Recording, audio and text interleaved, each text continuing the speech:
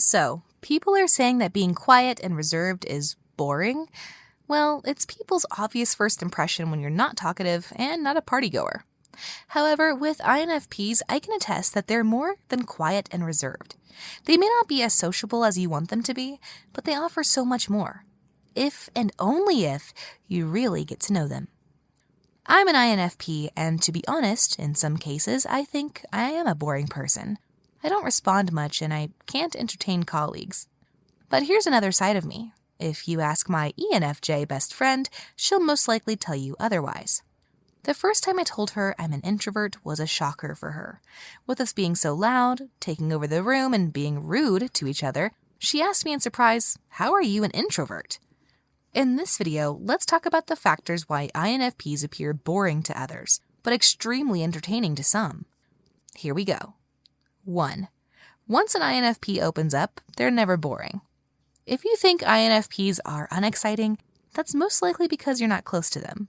Yes, some people will try to engage with INFPs, befriend them, invite them to parties, or welcome them to the group. Unfortunately, these dreamers take time to warm up to people. When you haven't breached the 10-foot-high walls, seeing their fun and animated side is less likely. It would take much work to squeeze stories, reactions, and insights out of them. They struggle with small talk. INFPs will be kind, yes, but that's about it. But with friends they fully trust, INFPs can become the life of the party, engaged, entertained, and entertaining. They only open up when they're in a safe space, away from judging eyes. Surprisingly, when this condition is met, their energy can switch from 0 to 100%. 2. INFPs hardly engage when you don't pique their interest. Maybe INFPs seem boring to you because you're boring them too. You see, these dreamers are childlike, and their curiosity is easy to pique. One way to lure them into talking is to discuss their passion, hobbies, and likes. They quickly light up if you share the same interests. If you're trying to reach them with topics they find uninteresting, like gossiping about the new girl in the office or the mechanics of a sport they didn't care about, that won't work. INFPs are not entirely boring, but you may simply have a different definition of fun. 3.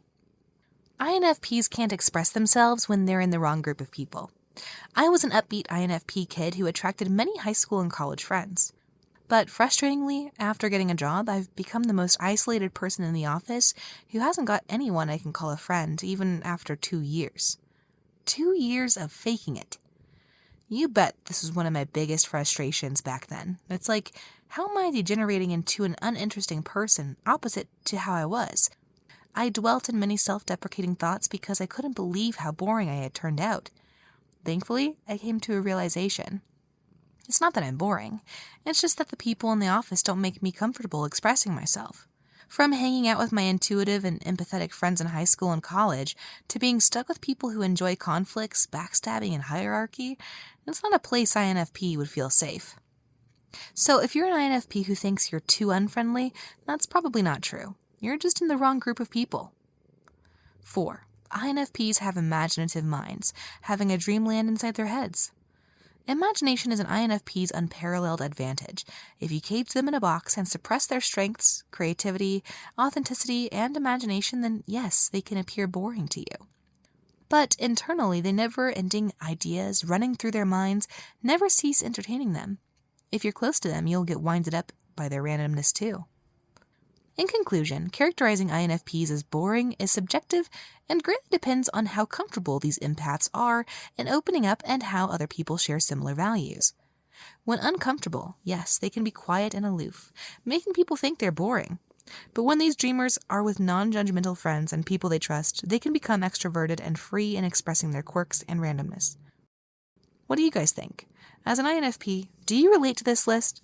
If you do, share your experiences below. Thanks for watching.